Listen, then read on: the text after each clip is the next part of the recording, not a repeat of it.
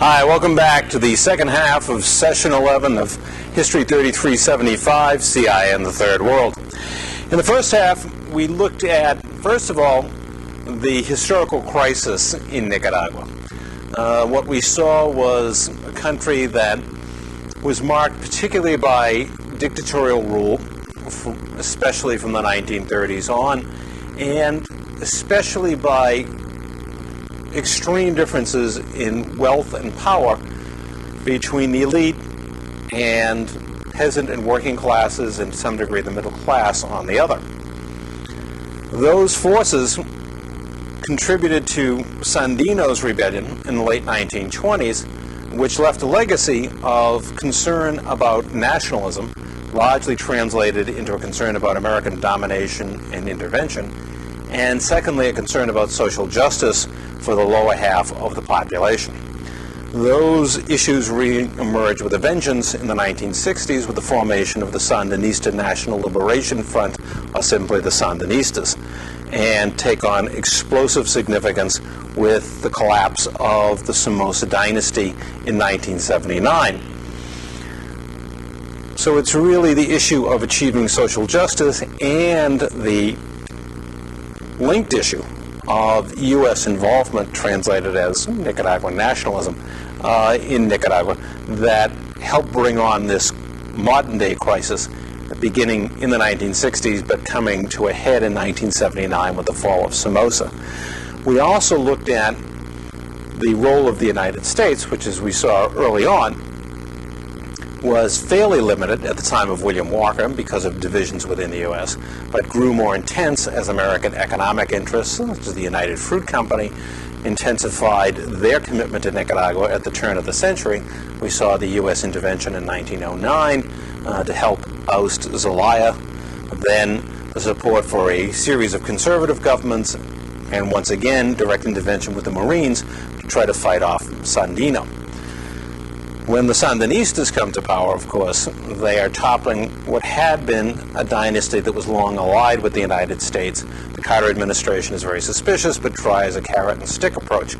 By the time of the Reagan administration, however, the U.S. has become far more vehement under the Reagan doctrine of trying to roll back communist revolutions, and in the light of continuing concern about the United States committing forces to third world struggles, the Reagan administration opts for the policy of low-intensity conflict, an attempt essentially to use foreign forces trained by the United States to roll back some of these revolutions, such as in Afghanistan and, for our purposes today, especially in Nicaragua.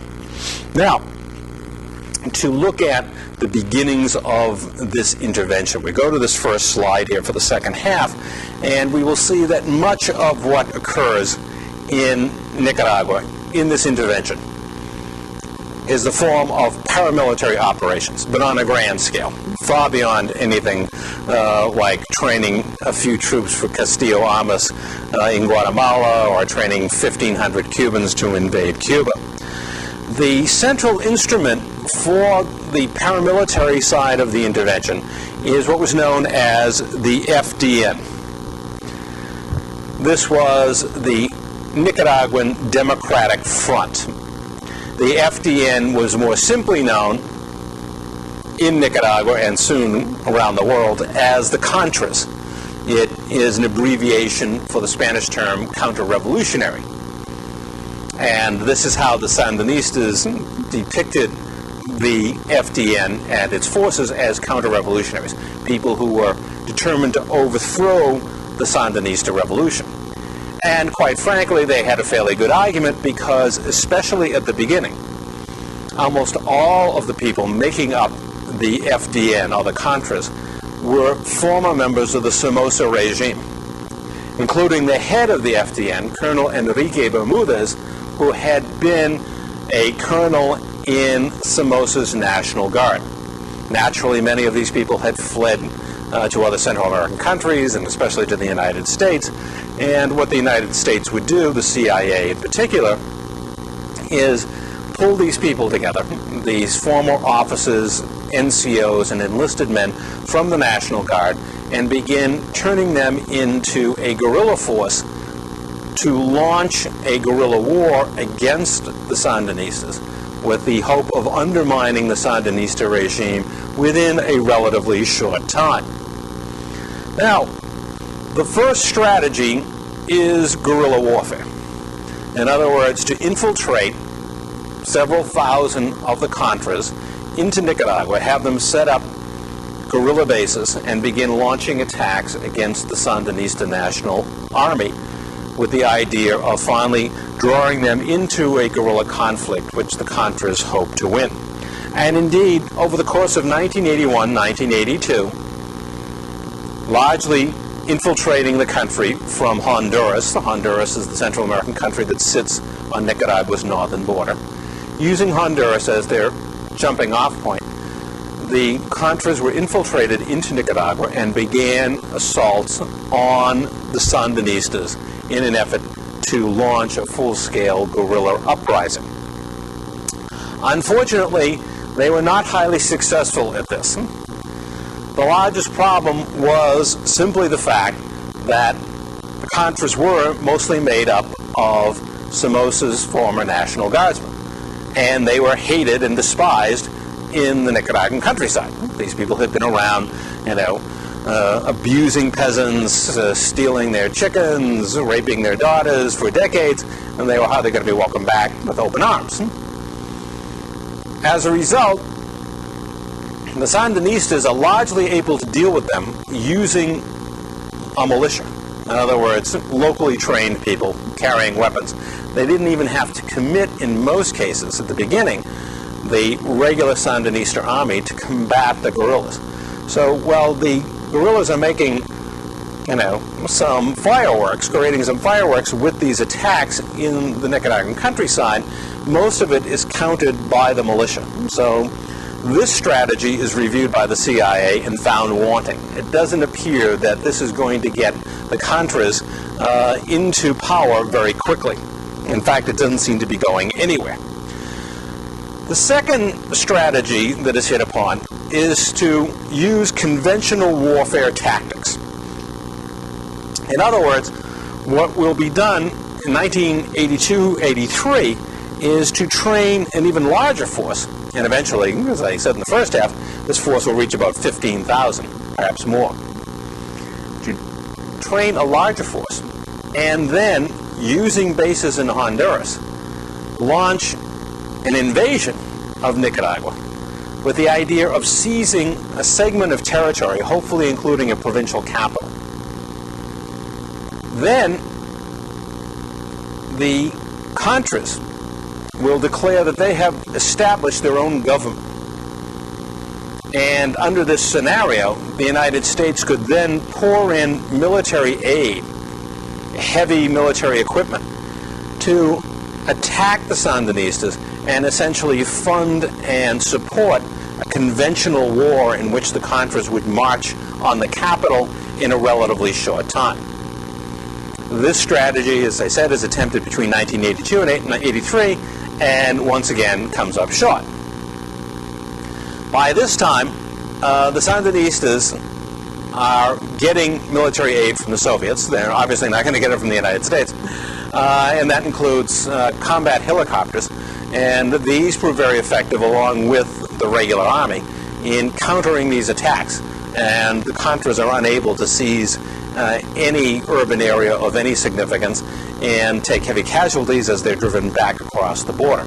So the second strategy of conventional warfare also comes up short. What will be attempted from that point forward is essentially a form of economic warfare to return to essentially some of the tactics of guerrilla warfare, but with the specific purpose not so much of confronting the Sandinistas and their armed forces, but attacking economic targets, blowing up bridges, burning sugarcane fields, burning coffee fields, blowing up telecommunications outposts, anything that they can do to disrupt the economy, with the idea that in time, as the economy crumbles, the population will turn against the Sandinistas and demand their ouster. So this is the third strategy that is hit upon and is continued with for some time to come after that point. Now, to assist in all of these strategies, Honduras has been made a base of operation for the Contras. The Honduran military, which is fairly powerful in terms of its control of the country, even though there may be a civilian president, has been offered considerable assistance from the U.S. and therefore is quite willing to let the U.S. operate in Honduras and provide assistance to the Contras and allow the Contras to operate fairly freely, at least in the southern portions of their country near the Nicaraguan border. Coordinating U.S. activities in Honduras is the U.S. ambassador to Honduras, a man named John Negroponte. John Negroponte had previously been assigned during the Vietnam War to Cambodia, where he helped carry out a secret bombing war against Cambodia, secret because the American people, in fact the U.S. Congress, wasn't told about it, because they figured it might be a violation of international law. And now he was transferred to Honduras to essentially coordinate the Contra War, even though his official title is U.S. Ambassador. By the way, he's now our Ambassador to the United Nations. Negroponte's job is to coordinate the various aspects, and we will see there's more than just paramilitary operations going on here, but he is to be the overall coordinator of the Contra War in terms of the U.S. side of it, and he does this from his post as ambassador to Honduras. Now, as these various strategies were attempted, the CIA became increasingly disenchanted with its own trainees, the Contra force, much as they had become disenchanted 2 decades earlier with the Cuban exiles that they trained. They felt that they often weren't up to the job of getting things done. And as a result, the CIA would begin taking a direct role rather than just training these surrogates and sending them off to do things. The CIA was going to more directly get involved in carrying out these operations. Among the operations that they were going to carry out more directly was economic sabotage. Some of these things they did not leave to the Contras alone, but they were going to undertake them. Much of this is done through, is not the Bruins basketball or football team. It stands for Unilaterally Controlled Latin Assets, which again is another tongue-twisting federal acronym. Unilaterally Controlled Latin Assets. What that means is these guys were mostly former Argentine military officers who were contracted by the CIA to assist them in the Contra War. Some of the things they did had to do with training some of the Contra forces. Some of this was also done by the Israelis. But the UCLAs were mostly Argentine, well, retired Argentine military officers who were involved in the training of the Contras, but would also assist by directly undertaking some of these sabotage operations. One of the things that the UCLAs carried out was the mining of harbors in Nicaragua between January and April of 1984. What they would do is they would have small, relatively small power boats that they would take in to these harbors like Corinto and Puerto Sandino. Puerto Sandino was the new name for Bluefields, the harbor on the Caribbean coast. The UCLAs would take in these power boats and lay small mines in the harbors. Now, these things did go off and damage a number of vessels entering or leaving the harbors. However, they were not intended to sink these vessels.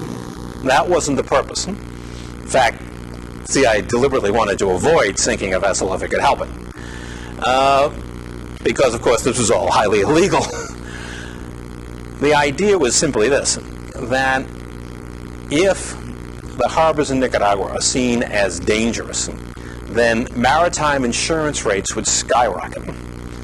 And private maritime vessels would no longer go to Nicaragua because they couldn't afford the insurance. It wouldn't be feasible for them to do it. The same kind of thing still holds for the Middle East, by the way. If there were to be problems along the Strait of Hormuz, etc., it wouldn't take an actual stoppage of vessels shipping oil. All it would take was a few vessels being damaged. Maritime insurance rates would go through the roof, and suddenly oil, would go to $60 a barrel, with hardly any vessels actually sunk. All you have to do is make it dangerous. And that's what the CIA was doing in Nicaragua, was making it dangerous. People they were making it dangerous for, in many cases, were European, British, French, German, Mexican shippers. And when these people found out what the CIA was doing, and much of this did come out in newspapers and congressional investigations soon after this was done, they, of course, were absolutely furious. Well, there was this huge reaction against the United States because these countries said, look, you're violating international law, you're damaging our commercial interests. Just because you don't want any trade with Nicaragua doesn't mean we don't. But the whole idea here was essentially to try to choke off Nicaraguan international trade by making it too expensive. Not necessarily too dangerous, but too expensive to ship things in and out of the country's harbors. Now, again, this is one step along the road, but obviously it isn't sufficient in and of itself to help fully in bringing down the Sandinistas. Another strategy that was hit upon was to try to stage events in which people would get killed. Political figures, opposition figures perhaps, members of the regime, but actually they just as soon kill political opponents of the regime and then blame it on the Sandinistas. I see they're a bunch of dictators. So they were training the Contras to do this through these contract people that they had hired. And one of the things they did was to put together an instruction manual about assassination and its impact, etc. And they did it with illustrations, knowing they weren't dealing with the brightest people in the world. And so it looked like a comic book. When they got finished, it looked like one of these illustrated classics, how to kill people. Again, this came to the attention of the public because copies of it were found by the Sandinistas, and of course they were waving it all over the place. It was clear who had done it. And of course there was an investigation, just like we're doing all these investigations now. And of course the answer was, once again, it's not our fault. Okay, it wasn't the CIA's fault. These contract people, you can never get good help these days. These contract people went off on their own and did this kind of thing. We never wanted them going out and instructing people to assassinate innocent people. That's not what we told them to do. And so the answer was, it was a version of plausible deniability, but in this case it was supposed to apply not only to the president, but to the CIA. But it's not our fault. We told them to, train the Contras, etc. We never told them to train people to assassinate people. But of course, these contractors just didn't get it into their head by themselves. But it became another problem for the administration because, again, as with the harbor mining, people soon learned, the American public soon learned that this was taking place, and of course there was a great deal of criticism of what was being done. In the first case, violating international law, and in the second case, violating U.S. laws that the CIA wasn't supposed to be training people to assassinate people. Now, aside from these strategies, there was another one that the CIA pursued in contemporaneous fashion, and that was to try to set up a second front, a second military front, and at the same time to put a better face on the Contras. Again, there had been a great deal of publicity, this is not exactly a true covert operation, about the fact that most of the people making up the Contras had come from Somoza's National Guard, and nobody seemed to like them very much. In addition, most of the military activity, almost all of it, being staged by the Contras as they went through the various stages of guerrilla warfare, conventional warfare, economic warfare, was all occurring in the northern part of the country because, of course, the Contras were using Honduras as their staging ground. And that's in the north. So most of the threat was in the north. And what the CIA hoped to do was create a two-front war to try to force the Sandinistas to split their attention between the north and the southern part of the country. The person that they chose to help them in both of these regards, both putting a better face on the Contras and creating a two-front war, was a man named Aiden Pastora. Aiden Pastora had been a Sandinista. He had used the war name of Comandante Zero, and he had been responsible for some spectacular operations on the part of the Sandinistas during the war against Somoza. At one point, he had led a band of guerrillas into the capital and actually occupied the building where Congress met and seized a number of politicians, including many of them either directly or indirectly connected to the Somoza family. And he had forced Somoza to pay this huge ransom to get these people back, and then he and his men had ridden triumphantly out of the capital on a bus with people cheering. So he was known as this, figure known for these dramatic actions. And after the toppling of Somoza, he had joined the Sandinista government. However, there was a falling out between Pastora and the other Sandinista leaders. Depends on whom you believe. Pastora said, I left the Sandinistas because they were pursuing an anti-democratic course. I didn't want to follow the course that they were following after they took power. The Sandinista leaders said that guy just wanted more power. He didn't get a major position in the government. Borge, Wheelock, Ortega, they were the three that had the major positions, and he wanted power equivalent to theirs. He didn't get it, so he picked up his marbles and went home. Whichever it was, he left the Sandinista regime. In fact, for a while went into exile.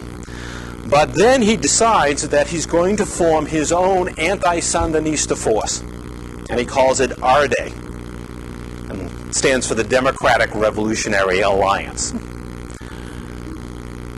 He was going to launch his activities from Costa Rica, which is on the southern border of Nicaragua.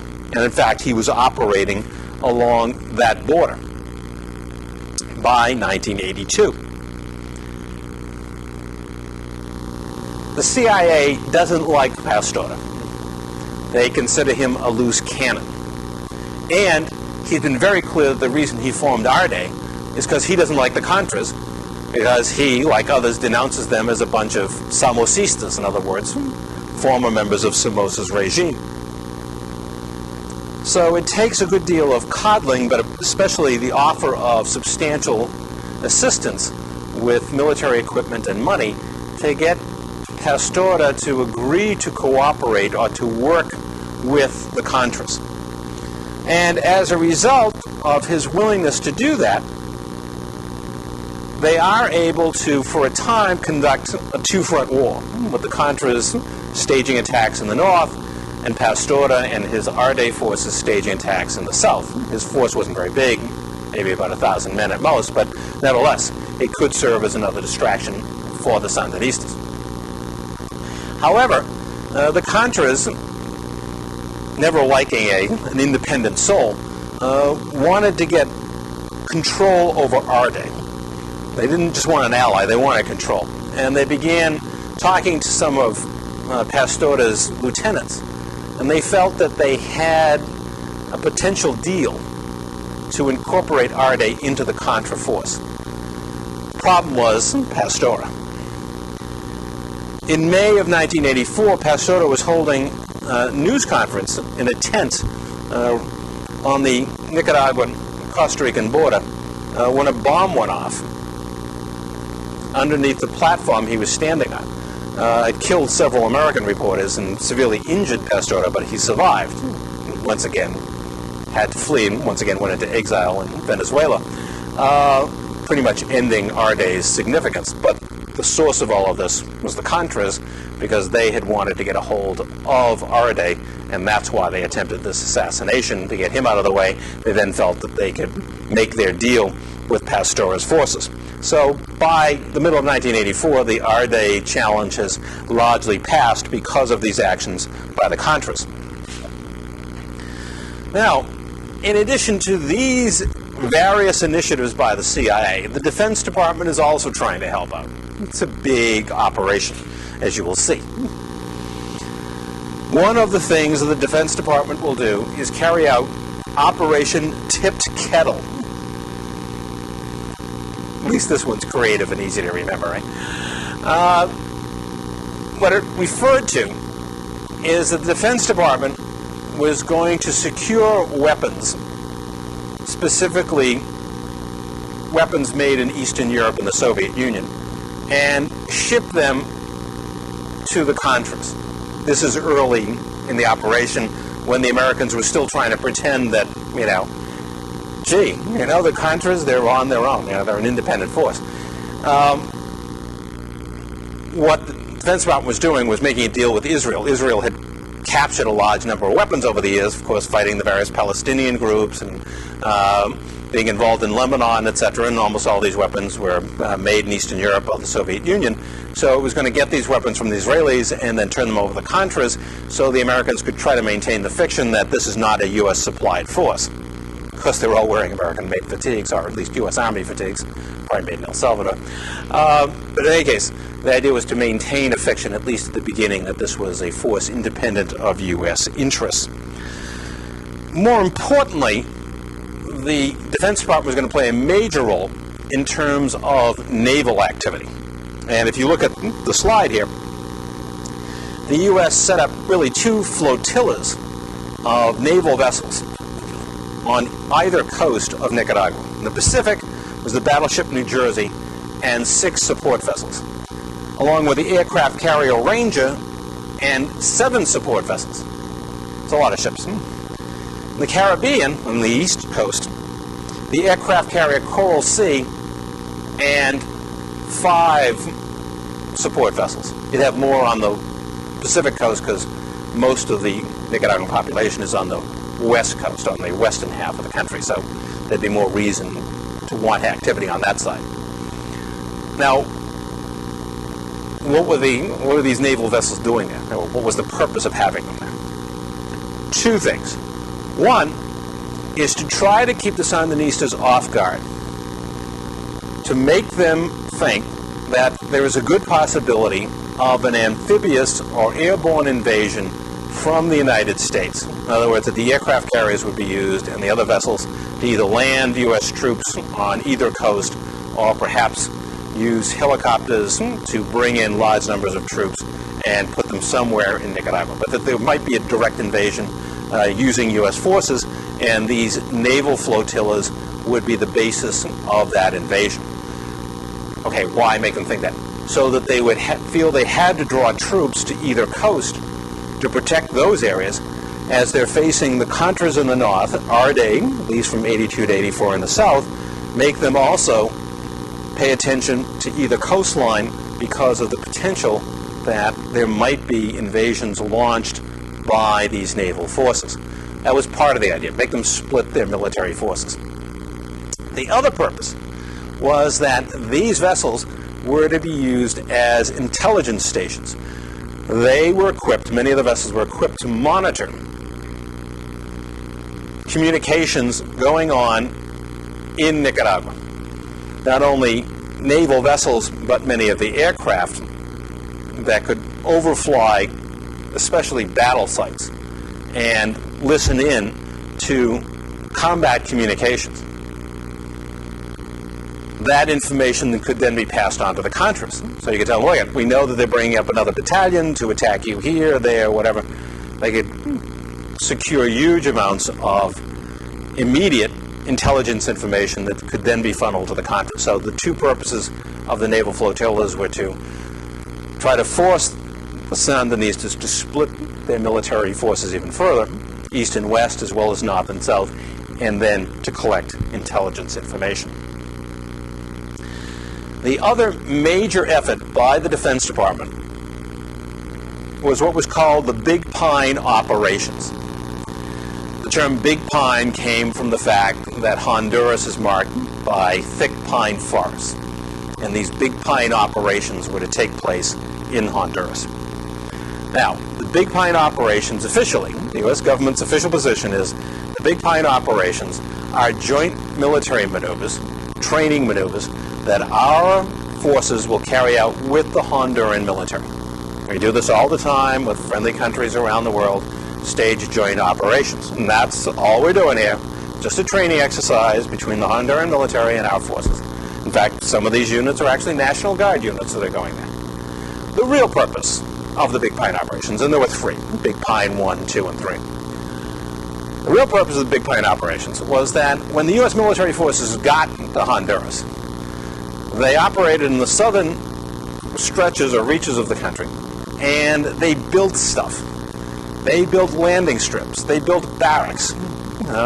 They built protected stockades. They built observation posts. They built telecommunication centers. And when they were done building them and stocking them with equipment, they went home, leaving all of this for the Contras.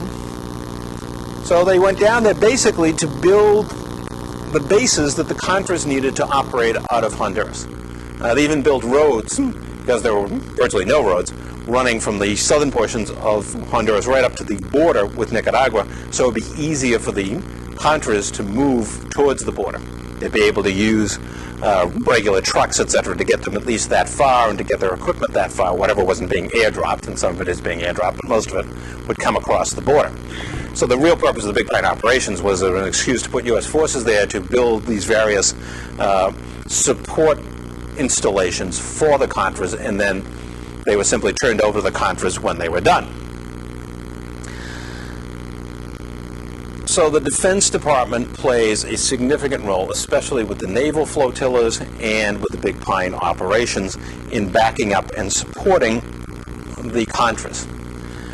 Now, with all of these efforts, going from guerrilla warfare to conventional to economic warfare, using the UCLAs to mine harbors and blow up oil storage facilities at the ports, they did some of that with the UCLAs. With all the efforts to create a second front, and the Naval Flotillas, and the Big Pine operations, it still wasn't working. By 1984, Ronald Reagan's getting sick and tired of it not working. Originally, William Casey was sure that after a couple of years, end of 1982 or whatever, the Sandinistas would be packing, and they'd be headed out of town, but it's not happening. He finally decides that, well, the only way I'm going to be able to deal with these guys down there is a direct invasion. And he orders preparations for a direct invasion. That, okay, low-intensity conflict sounds cute, but it's not working. And so, if we look at this next slide, these are the forces that were preparing for an invasion of Nicaragua. The 28th Marine Amphibious Division, Camp Lejeune, North Carolina. The 82nd Airborne Division, Fort Bragg. 101st Airborne Division, Fort Campbell. 193rd Infantry Brigade, Panama. Special training, jungle fighting. Tactical Air Command, Langley, Virginia. These were the units that were to invade Nicaragua. How close did they get? They got close enough that the commanders, or senior officers I should say, in each of these units was the recipient of Nicaraguan currency given to them so that when they did invade and were marching through the countryside, troops could actually stop and buy supplies that they needed. Now, when they invaded Panama, they did the same thing. U.S. forces, what's for breakfast? Well, nothing really looks good. Let's go buy some eggs. But of course, in Panama, U.S. dollars are virtually the same as the national currency. So they didn't have to do this. They could just bring dollars along. But in Nicaragua, they'd need local currency. So they actually supplied them with the local currency. So when the invasion took place, they wouldn't have any problems in picking up supplies that they needed them in the countryside.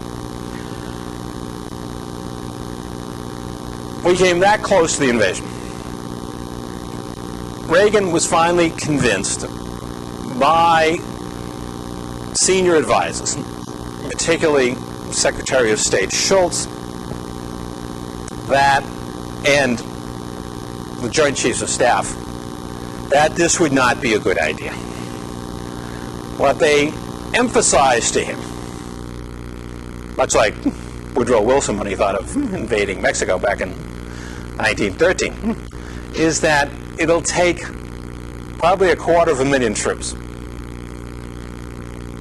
and may take years for us to carry out this operation.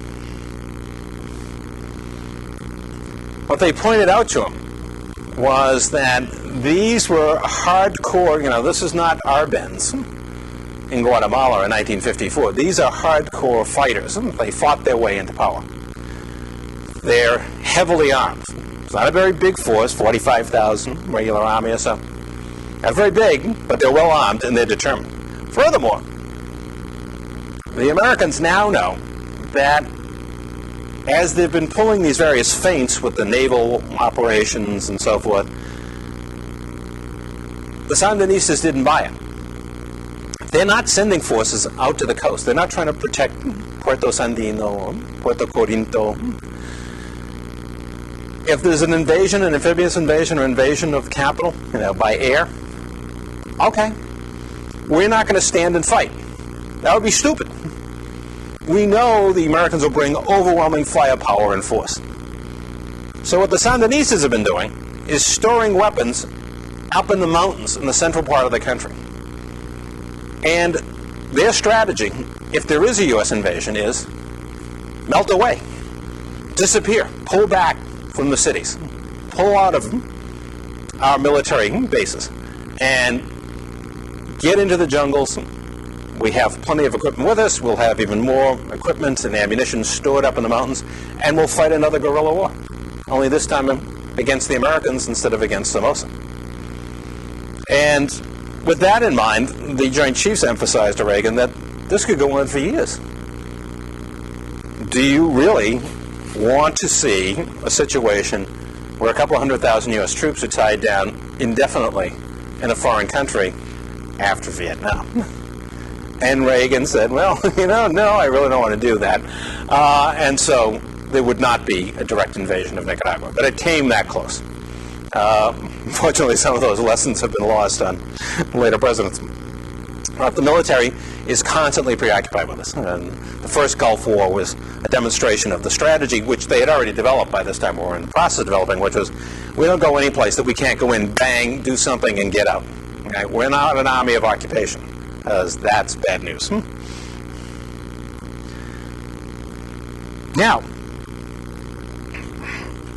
as all of this is unfolding, it's also important to point out that the CIA, as much as I've pointed out the role that they have played up to this point, was playing its role in a slightly different fashion.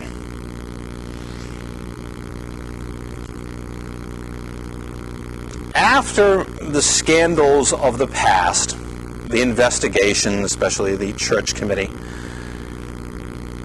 many people in government, in the executive branch, in the military, etc., felt that the CIA was too obvious an institution, too obvious an instrument. In other words, if we're going to undertake a major covert operation in Nicaragua, as soon as it starts, everybody's going to start poking at the CIA to see what's going on. Because everybody knows if it's a major covert operation, it's almost certainly the CIA. In addition, the CIA, in fact, had jettisoned thousands of what were known as, again, knuckle draggers, the guys that were actually experienced in guerrilla warfare, in training people in guerrilla warfare, after the Vietnam War. We certainly weren't planning on any such involvement in the immediate future, so the CIA had gotten rid of most of these people. So it had a shortage of talent in the area of guerrilla warfare and training people for the kind of low-intensity conflict that the U.S. planned on carrying out in Nicaragua. So the problem was, how are we going to avoid too much publicity for the CIA? How can we put the CIA in a position to say, well, no, we're not doing that, or most of it. And more importantly, how do we make up for that deficit in terms of paramilitary experience? The other factor that had arisen that influenced what happened here was that during the Nixon administration, during the Nixon administration, Nixon, as we saw earlier, had really tried to bypass the CIA to a great degree and rely on the staff of the National Security Council. Henry Kissinger, as National Security Advisor, ran that and ran the staff. And Kissinger, in fact, was personally responsible for ordering many of the bombing operations in Vietnam because his staff would review the photo intelligence from satellites and planes and determine what targets to hit next or what targets had to be re-hit. So the staff of the NSC had become, during those years, a sort of mini CIA. The other element in this, besides concerns for the CIA and what the NSC was doing on the NSC staff, was the development of black operations.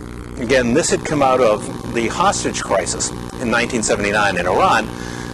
The failed rescue convinced people in the executive branch that what we lacked were units put together from the various branches that could act effectively in unconventional military situations. Hostage rescue, assassination. These black operations were put together as units that operated outside of the normal chain of command and often across the various branch divisions of the military. It was these three pieces that were put together essentially to do the management of the Nicaraguan intervention, aside from the part the Defense Department did with the flotillas and the Big Pine operations. Almost everything else, CIA, NSC staff, and the black operations groups would carry out. For example, they need overflights for airdrops. Some of this would be done by contract officers for the CIA, one of whom was captured and helped expose all of this. But in addition, black operations groups would also help carry that out. Land-based intelligence. There were listening posts being operated in El Salvador, right on the near Nicaragua, carried out by black operations. Okay, what's the NSC staff doing? They're the liaison between the CIA and the black operations. And the chief officer in charge of liaison, coordinating these two groups, was Colonel Oliver North. So this was the setup. It's far more complex than other operations where it's mostly the CIA and then getting some assistance. Now it's really the CIA, and much of the paramilitary stuff is being done by the black operations people, and coordinating it all is the staff of the NSC, especially Oliver North. Now, among the other tactics that were used at this time, in addition to all the paramilitary stuff that we've seen, was the funding of a loyal opposition. A number of different political parties, but especially the Conservative Party, as they had been around for so long. The U.S. had good ties with the Chamorros, etc. Conservative Party, other parties like the Democratic Social Party, were being funded by the U.S. to serve as a vocal opposition within Nicaragua. And again, give the Sandinistas something to think about, help justify the Contra War on the grounds that, look, this is an unpopular regime in Nicaragua. And in addition, money is also put into opposition newspapers, most importantly the largest newspaper in the country, La Prensa, which is run by Violeta Chamorro and two of her children. So not only do we have the paramilitary operations, we also have this support for domestic political opposition parties and the opposition press, something that we've seen elsewhere in places like Chile. In addition, besides the economic warfare that the Contras are carrying out, there is the type of international economic warfare we've seen carried out in other interventions. The U.S. cuts off aid. You're never going to see that additional $75 million. You're being bad boys. The U.S. sees to it that loans that were requested by Nicaragua for development from the World Bank and the Inter-American Development Bank will not be approved. Simple as that. These are multilateral agencies, but if the U.S. says no, it's not going to happen. Because the U.S. is usually the largest single source of financing for these international aid agencies, and if it says no, that's it. The U.S. increasingly cut off trade. They cut off Nicaragua's sugar quota, and then they made trade increasingly difficult, much like Cuba, the idea of an economic blockade to try to essentially undermine the country's economy and hopefully cause the collapse of the regime. So in addition to the very large paramilitary operation, we've got these support for opposition politicians, the opposition press, and now economic warfare, isolate the country economically in terms of its trade and its ability to get international assistance. As all of this goes on, however, the Reagan administration is not doing all these things with a free hand by any stretch of the imagination. As I've already mentioned a couple of times, many of these things, such as the bombing, the mining of the harbors, etc., the comic book for assassins and so forth, have been exposed in the press and in Congress. And there was a large segment of Congress that was highly critical of the administration. In 1984, Congress actually voted to cut off assistance for the Contra War, which of course tells you something right there, that no longer could the CIA simply conduct a covert operation, particularly one of this size, without getting approval from Congress. So it's not like, well, we'll just go and overthrow the government of Guatemala and overthrow the government of Iran. We'll use our contingency funds to fund this, that, or the other thing. Money written into the budget that Congress didn't even know for sure exactly where it was going. Not anymore. Now they have to get specific funding for these operations from Congress, and Congress has the ability, as it does in 1984, to say, well, we don't like what's going on here. All this stuff about mining harbors, violating international law, training people to assassinate people. So they cut off the aid to the Contras. They resumed aid in 1986. The Reagan administration ran a vigorous campaign to convince the public and to try to pressure Congress to resume aid to the Contras. That their argument was, well, the Contras, the Sandinistas are communists. They're a threat to our security. They're only 1,000 miles from our border. They're helping the communist guerrillas in El Salvador. In fact, one of the original arguments of the intervention was that all we're trying to do is prevent them from supporting the guerrillas in El Salvador. And we're not trying to actually overthrow the government. And at one point, a congressional amendment was passed that said that indeed U.S. aid to the Contras could not be used for the purpose of overthrowing the government of Nicaragua. But of course, exactly how do you draw that distinction? Unless the government already gets overthrown, then it's too late. They can say, well, we're using these forces down there to interdict supplies that the Sandinistas are sending to El Salvador. So the amendment was there, but of course it was going to be a little hard to enforce. As a result of the original cutoff in '84, the Reagan administration went looking for other sources of support for the Contras. And they began getting contributions from Saudi Arabia, a number of other Arab countries, oil-rich nations. They actually had a fundraising, supposedly private fundraising, even though Oliver North was in charge of it, private fundraising in the United States, where you'd go and give a donation to the Contras. So the idea, theoretically at least, was that these private sources of money would be enough to keep the thing going and eventually bring success. But of course, they soon found that fundraising, as much as it may help support a museum or endow a university, really isn't going to be enough to support what is an operation that's commanding tens of millions of dollars every year. It's hard to generate that kind of money in donations every year, as good a tax write-off as it may be. It's at that point, after the cutoff in '84, that Oliver North became involved in the Iran-Contra operation, which again, we talked about this at the beginning of the course. The idea was that through Israel, we would supply anti-aircraft missiles to Iran, our sworn enemy,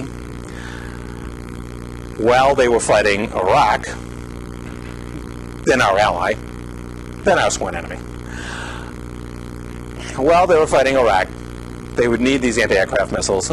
We would supply them to them. They, in turn, would help arrange the freeing of some hostages, particularly those held in Lebanon, and, more importantly, spending on. More importantly, for our story. More importantly, they would pay millions of dollars for those weapons that would be paid to private arms dealers who would deposit, well, the portion that they didn't take for themselves, into Swiss bank accounts, and that money would then be shipped to the Contras. So by selling weapons illegally, of course, to Iran, we would secure revenues that we could then give to support the Contras. This was during this hiatus when aid had been cut off by Congress. Of course, after Congress resumes aid in '86, what should happen? But in October of 1986, the Iran-Contra deal blows up in the Reagan administration's faces because it's exposed, Congress begins investigating, and there is a furor over this as this investigation continues. And finally, in 1988, all aid is cut off once again. Clearly, this was not the good old days of the Cold War consensus, where the president and the CIA sort of did what they wanted, nobody asked any questions, funding was approved to the CIA, again, without asking a lot of questions. If the president did want to undertake a major operation, if he said, look, we're fighting communism, that's all he had to say. And people would approve money and support what we had to do. This is post-Vietnam, and Congress is not willing to do that. And there is a real concern of us becoming involved in a military intervention, a direct military intervention in Nicaragua, another Vietnam, if you will. There is concern about, should we be expending hundreds of millions of dollars to fight this war? I mean, how dangerous can the Sandinistas be? The Soviet Union is falling apart. How dangerous can these people be? And the argument for the administration was that, well, they tried to acquire MiG fighter jets from the Soviets. In fact, they had sent pilots there to be trained, and those jets were going to be supplied. And our fear is that what will happen is the Soviets will use this to build their own military base in Nicaragua. But of course, the other part of that story was this, that when the Sandinistas tried to acquire those MiG jets, the U.S. Informed the Sandinistas that if you take delivery of those jets, we'll destroy them on the ground. Okay? We will go in and bomb them. We'll just destroy them. Okay? That's all there is to it. And so the Sandinistas said, well, in that case, why bother taking delivery? So the fact was that even if the Sandinistas wanted to make such a deal with the Russians, all the Americans had to say was, well, no, we won't allow that. You want to set up a naval base? No, we'll destroy it. And that would be the end of the story. So again, people question, is this worth this, Is there this huge threat that you seem to think is there? It seems to be a relatively small country, a few million people, not very powerful, militarily or economically or any other way. So this is a very different environment than other presidents had operated in. And as aggressive as Reagan and William Casey, the Director of Central Intelligence, wanted to be, the fact is there are real constraints upon them, and they never managed to convince a majority of the American people that this is worth really pursuing in an aggressive fashion, and that is reflected in the uneven record that they have with Congress, and of course also got them into serious trouble as a result of the Iran-Contra scandal. Now, with all of this said, it is important to note that despite the failure to get quick or highly visible results by the CIA and their Contra allies, or agents, the fact is the war was taking an enormous toll in Nicaragua. Over half of the Nicaraguan budget every year was spent on the military. Half. If a country spends 5% of its budget on the military, that's a lot. 10% would be a huge amount. But over 50%, absolutely enormous, particularly for an impoverished country that was just coming out of an earlier revolution and now is involved in this war. And casualties were mounting on both sides. Thousands of people would be killed. And the Sandinistas constantly had to draft young men into the military in order to maintain combat strength. So there is a desire on both sides to seek possibly something other than a military solution. Contras know that, support from the United States is not exactly entirely reliable.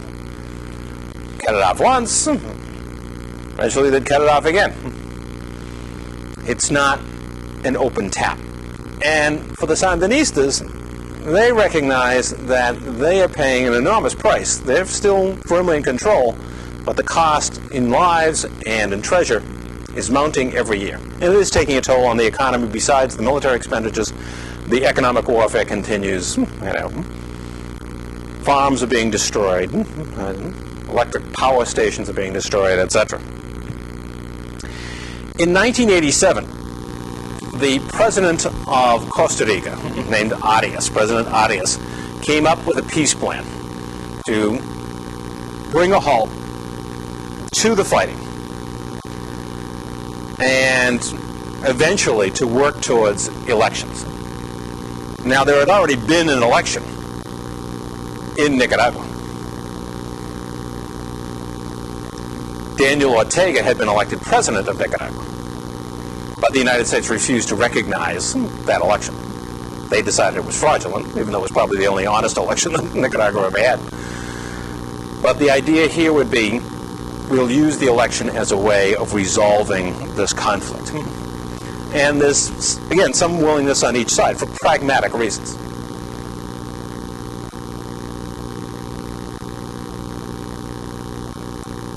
When George Bush becomes president, he's convinced there's a second cutoff of congressional aid, that he is going to have to find some non-military solution. Not because he'd prefer that, but just because that seems to be the reality. He's not going to get any more assistance from Congress, that's clear. So he would not want to see the Contras simply wither and die in Nicaragua. So he's willing to accept an alternative such as this peace plan. Meanwhile, the Soviet Union, which has been providing military and economic aid to Nicaragua, is in deeper, deeper trouble and is looking for ways to seek a reduction of tensions with the U.S. They don't want to be in a constant conflict. They can't afford the military expenditures of building up their military. And so they're moving towards non-confrontation. And that means moving away from providing aid to a country like Nicaragua, which the United States is obsessed about. So again, each side has real motivation to seek a solution. The Bush alternative is, okay, fine, we'll accept an election with outside observers, but the U.S. will provide $66 million in aid to the political opposition. $66 million in a country like this is a huge amount of money. It was called non-lethal assistance. But really what it was meant to do was to try to support the opposition in the upcoming election. The opposition political parties, and there are more than 16 of them, form an electoral coalition called UNO, which of course in Spanish means one. The idea that they would come together and operate cooperatively to try to win the upcoming presidential election. And they would support one candidate, the widow of Pedro Joaquin Chamorro, the head of the Conservative Party, the editor of La Prensa, the largest newspaper in the country, Violeta Chamorro. She would be the presidential candidate, running against the Sandinista candidate and then President Daniel Ortega. So there's going to be a presidential election, Ortega for the Sandinistas, Violeta Chamorro representing all of the opposition parties. The election is held in January 1990, and generally, predictions were that the Sandinistas would win. The Sandinistas were still seen as national liberators. They were the ones who had fought for years and overthrown the Somoza dynasty that ruled Nicaragua for more than 4 decades. They had defied the Americans, which appealed to the strong sense of Nicaraguan nationalism. They had redistributed land to peasants. They were providing free education, free medical treatment. And yet, to almost everyone's surprise, Violeta Chamorro won 55% of the vote to Ortega's 41% and was elected president of Nicaragua.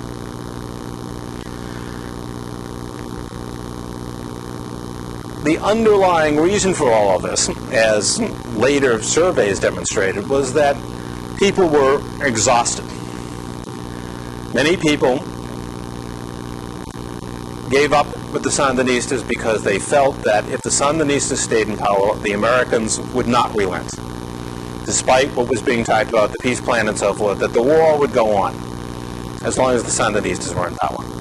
And the fact that the Sandinistas had had to draft so many young people into the armed forces, there had been so many casualties, the fact that the economy had just disintegrated under the burden of wartime expenditures and the attacks on economic infrastructure that had been going on for almost a decade. All of this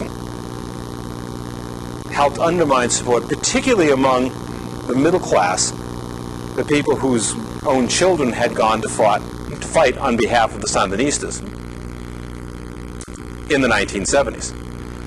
So exhausted and looking for an alternative that they hoped would mean no more war and reconstruction, many people switched away from the Sandinistas and voted for Chamorro.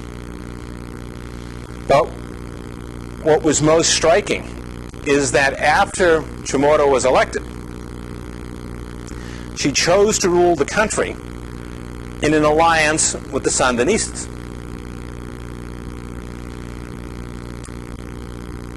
The Sandinista commander of the National Armed Forces was left in place, and politically, Chamorro worked closely with the Sandinista Party in Congress. Why? Well, one simple reason was the Sandinistas represented the largest single political party in the country. They got over 40% of the vote, and they controlled over 40% of Congress. Chamorro's coalition, UNO, represented 16 political parties that ranged all the way from Trotskyites on the left to fascists on the right. It didn't make a very coherent political alliance. How do you get a bill passed in Congress? How do you get the support of the fascists and the Trotskyites at the same time? You know, it's like getting Hitler and Stalin together after the German invasion of Russia. And it was just an impossible task. Whereas the Sandinistas were a coherent political force that could deliver 40%, so then you only had to find another 11% to get things passed in Congress. And the other reason is that, in fact, politics ran through families. There were members of families on both sides of this conflict, both pro and anti-Sandinista. Most notably, the Chamorro family. Violeta Chamorro edited La Prensa with two of her children. Her other two children were Sandinistas. And not surprisingly, she came to work with these people with whom she had family connections and for practical political purposes. It was, in many ways, a classic Nicaraguan solution based on family. Looking at all of this,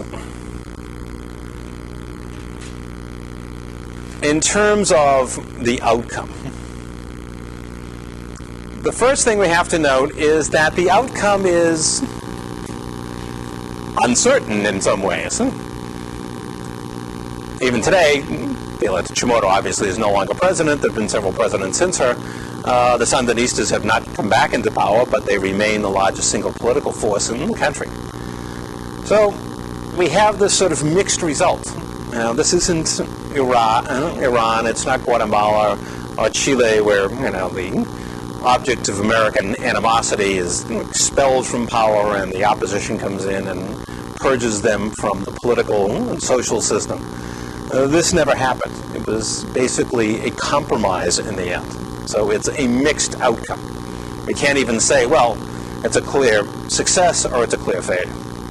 How did we come to that outcome? We look at the factors that we normally look at. Political participation. Very much favored the Sandinistas because political participation was very high. People had been taking up arms for years against Somoza. It was clear that the Sandinistas had enormous political support. Certainly through the first half of the 1980s, they were the national heroes. They got rid of Somoza, and the more that the U.S. attacked them, the more they defied the U.S., the more popular they became as nationalists, just like Castro in Cuba. And, of course, they carried out a series of social reforms. So both in terms of people participating, and not just in electoral ways, formation of the militias, there was a high level of participation, and at least through the mid-'80s, there's high levels of political support. In fact, probably well through the 1980s, although it's hard to put a date on that. So both in terms of participation and support, the Sandinistas through most of this are doing extremely well. Coherence of the state, sure, it's a revolution. They take over, they throw out Somoza, they throw out the National Guard, they, for a time they have an alliance with Chamorro and other political factions, but eventually they're gone. The Sandinistas are the state. They don't have to worry that the armed forces is going to rebel against them. The commander of the armed forces is Daniel Ortega's brother. They are the revolution. So state coherence is good. And furthermore, these are clearly committed revolutionaries. When the United States is threatening them with invasion, what's their answer? Okay, well, if we get invaded, we'll just run into the mountains and fight another guerrilla war. Economic conditions start off well. Land reform, programs for education, health, all are positive effects for the economy. As far as openness, this is a regime that's absolutely committed to its survival. It has security forces, it has military forces, it's fighting from the beginning to maintain itself in power. So, no, the CIA can't operate as it chooses in Nicaragua. Now, before we go to the last couple of factors, you might say, well, gee, then why didn't they just succeed in staying in power? If we go back and look at these factors as we go through the 1980s and towards the national election, political support begins to decline as the war drags on, as the economy gets worse, as people become convinced that without a change, the Americans will never leave us in peace. So political support starts to decline, as would become very apparent in the national election. As far as economic conditions, those conditions would decline rapidly in the second half of the 1980s. With most of the budget going in the military, there's not a lot to rebuild the country after years of war and revolution. There are huge debts from the Somoza regime that haven't been paid. And the economic blockade and the economic warfare of the Contras is taking a huge toll. The economy is going downhill steadily during the second half of that decade. So, these factors all weighed in favor of the regime in the early 80s. But as you get the second half, political support and economic conditions are declining rapidly. CIA planning is, there's a lot of plans in the end. It's clear that initially the CIA underestimated seriously the task ahead of them. William Casey was highly optimistic that they were going to oust the Sandinistas no later than 1983. Obviously that didn't happen, and they had to go through a series of iterations.